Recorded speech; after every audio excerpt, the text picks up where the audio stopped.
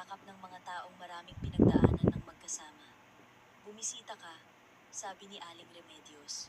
Sa tag-araw, halimbawa, manatili ka, mamasyal tayo sa lungsod, pupunta tayo sa bahay ng kaibigan ko. Siya nga pala, palagi siyang nagtatanong tungkol sa iyo. Gusto niyang makilala ang babaeng iniligtas ko. Tumawa si Maria sa gitna ng mga luha. Babalik po ako, pangako. Makalipas ang isang linggo, sumakay siya sa tren. Kaunti lang ang kanyang mga gamit. 2 maleta, isang bag na may mga dokumento, isang maliit na backpack na may pinakamahalagang gamit.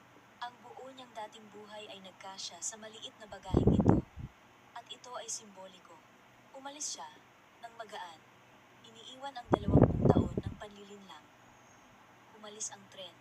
At sa labas ng bintana ay dumaan ang mga pamilyar na kalye, mga bahay, mga puno na nababalutan ng nyebe. Tinitingnan niya ang mga ito at nararamdaman ang isang kakaibang kapayapaan. Hindi saya, hindi ginhawa, kundi isang tahimik na pagtanggap sa kung ano ang nangyari at kung ano ang mangyayari. Hindi niya alam kung ano ang naghihintay sa kanya. Hindi niya alam kung magagawa niyang magsimula muli, maghanap ng trabaho, bumuo ng mga bagong relasyon. Ngunit isa lang ang alam niya. Buhay siya. Buhay dahil sa isang babaeng hindi nagwalang bahala, dahil sa sarili niyang intuwisyon na nagtulak sa kanya na bumaba ng bus. Dahil sa isang bagay na maaaring tawaging tadhana, pagkakataon, o pangitain. Sa labas ng bintana, mabilis na dumadaan ang mga istasyon, mga hintuan, maliliit na bayan at baryo. Kinuha niya ang kanyang telepono at nag-type ng mensahe para kay Aling Remedios. Papunta na po ako. Maayos po ang lahat. Salamat po sa lahat. Dumating ang sagot makalipas ang 1 minuto. Good luck, Hija. Ingatan mo ang sarili mo at tandaan, malakas ka. Mas malakas kaysa sa inaakala mo. Ngumiti si Maria at itinago ang telepono. Sa labas ng bintana, lumulubog ang araw. Pinipinturahan ang nyebe ng kulay rosas at ginto. Sa unahan ay isang bagong buhay at handa siyang harapin ito. Tired of running out of space to hang your clothes? This telescopic clothes rack easily extends and adjusts to fit any room, sturdy, space-saving, and effortless to use. Shop genuine quality at low prices. Click the link below and get yours today.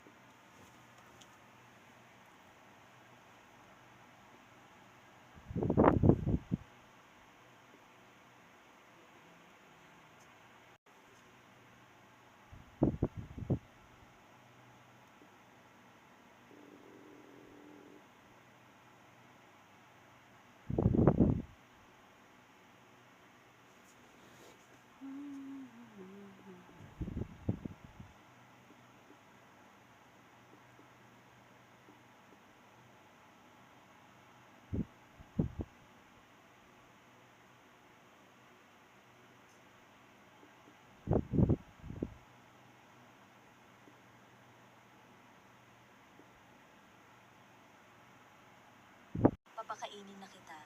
Ang apartment na inuupahan niya sa nakalipas na 2 buwan ay isang maliit na one-bedroom studio sa gilid ng Kamaynilaan. Matapos siyang palayasin ni Marco sa kanilang bahay, lumipat si Althea sa kanyang ina. Ngunit hindi sila nagkasundo sa iisang bubong. Paulit-ulit na sinasabi ni Aling Teresita, dapat ay nakinig ka sa asawa mo. Dapat hindi ka sumasagot. Ngayon, wala kang matitira. Pinakain ni Althea si Maia ng sinangag. Ngayong araw, kailangan niyang iwan ang kanyang anak sa ina. Kahit na laging nagrereklamo, masaya naman itong nag-aalaga sa kanyang apo. Tiningnan ni Althea ang orasan. 8:00 na. Kailangan na niyang umalis. Kung hindi ay mahuhuli siya. Ang pagdinig ay nakatakda sa 10:00 ng umaga. Nagsuot siya ng nag-iisang disenteng kasuotan mga damit sa mga nakalipas na buwan. Labis siyang pumayat dahil sa stress. Tiningnan niya ang sarili sa salamin.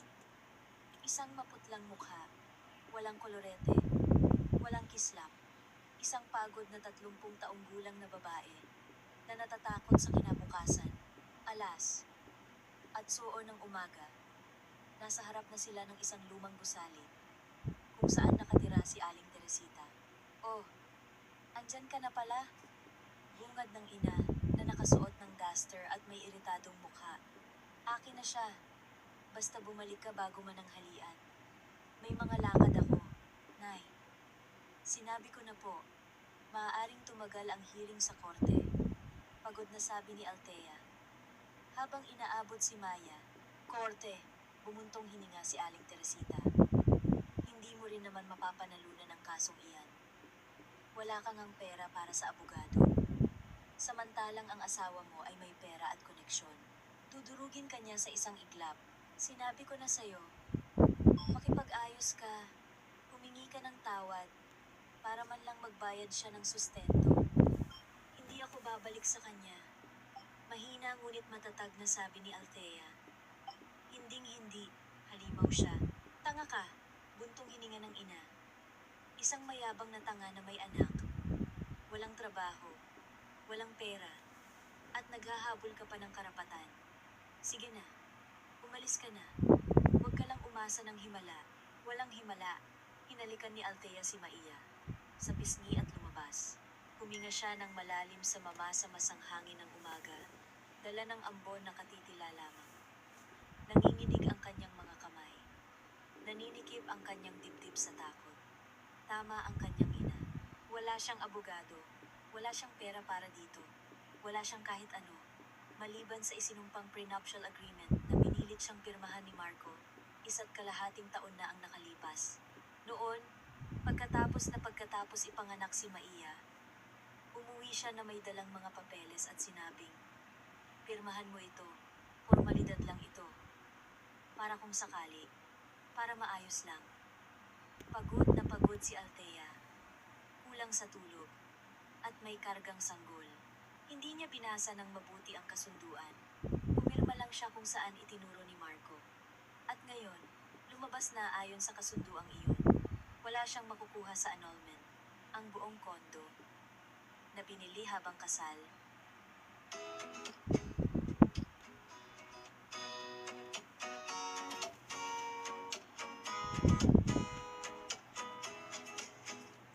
Have you ever wondered what working at SOC might be like? What is the SOC culture? To cultivate an environment that encourages collaboration and personal growth. Let's hear what our head of school, Miss Linda, has to say about SOC culture.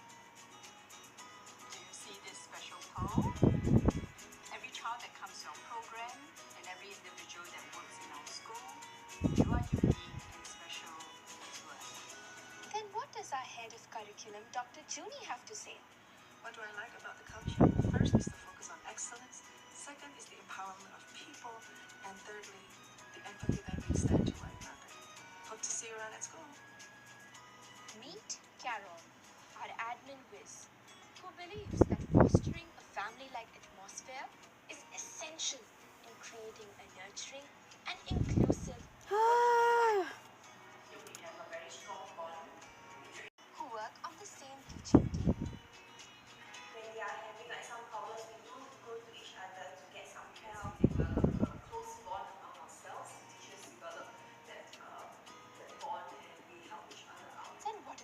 teaching assistants, what do they have to say? Hear from our teens, Jawan and Hester, as they are constantly motivated to learn new things and use unique approaches to teaching. What SOC's culture is that the team here is very passionate in what they're doing. So whenever they plan for lessons, they always think about what is the best for the children that they're teaching, and based on their learning needs, they plan activities as well. So this actually influenced me to be more active as a teacher and also learn to think out of the box and find ways that children can learn even better. I look forward to coming to work because I feel like my work has become more fulfilling in that sense, and I feel that I'm able to make an impact on the children I'm teaching. And finally, let's hear it from me. Hi everyone, I'm Charvi, the marketing intern at School of Concepts, and I am the voice behind all the SOC story videos. Well, one thing I love about SOC culture is that here we are extremely innovative and open to new ideas. Through these different interviews, one can catch a glimpse of the collaborative and innovative culture at SOC. Here, we constantly strive to instill a profound sense of belonging and unity so that every person feels valued and motivated. Ang buong kondo na binili habang kasal ay mapupunta kay Marco. Lahat ng ari-arian ay sa kanya at sa kanya ay sustento lamang para sa bata at iyon pa ay ang pinakamababa. Sumakay si Althea sa bus at nagtungo sa sentro ng lungsod sa gusali ng Regional Trial Court. Habang nasa daan, sinubukan niyang alalahanin ang anumang nabasa niya sa internet tungkol sa paghahati ng ari-arian. Ngunit nagkakagulo ang kanyang mga iniisip. Lumalabo ang mga salita